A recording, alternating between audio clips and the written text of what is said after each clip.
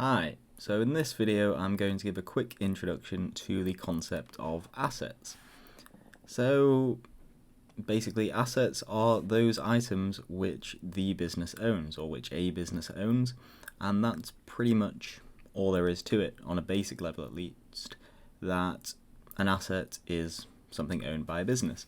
And on a balance sheet or on a P&L account or whenever we're referring to assets, we are going to split our assets into two types. So the first of these is our non-current assets, and the other one is current assets. These are all still assets, so they're still things that a business owns. However, we divide these up, and we can think of this as sort of short-term and long-term assets in terms of the way we're going to divide this. So non-current assets, if we start with that, are the assets which are required for long-term use. And in an accounting, from an accounting perspective, we tend to define the long term as being longer than 12 months. So if we're thinking of non-current assets, this will be assets that we hold for longer than a year. So examples of non-current assets include vehicles, buildings, machinery, and land. And so these are going to be our non-current assets, and remember that these are all the ones that the business actually owns.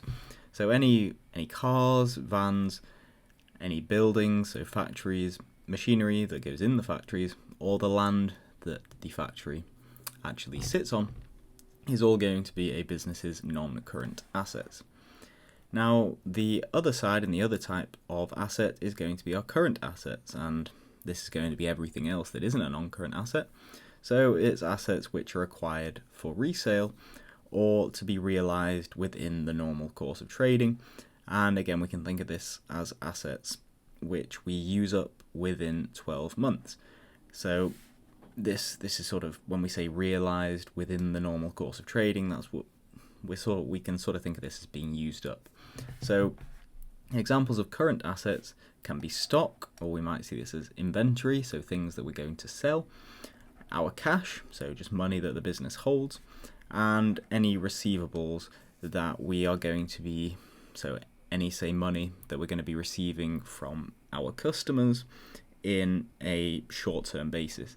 So receivables are technically assets of a firm, and it is debt that is owed to us, and we tend to think of this as a current asset because more often than not a customer is going to pay us within the next 12 months, so this is what makes it a current asset. So that's a quick introduction to assets. Again, the basic concept is very simple, it's just something that we own, and from an accounting perspective we are going to need to know how to split into non-current and current assets. So hopefully that has been covered quite well in this video. So if it was at all useful, please do leave a like rating. Make sure to check out the playlist for more accounting introductions, and make sure to subscribe to add some Econ to your subscription feed.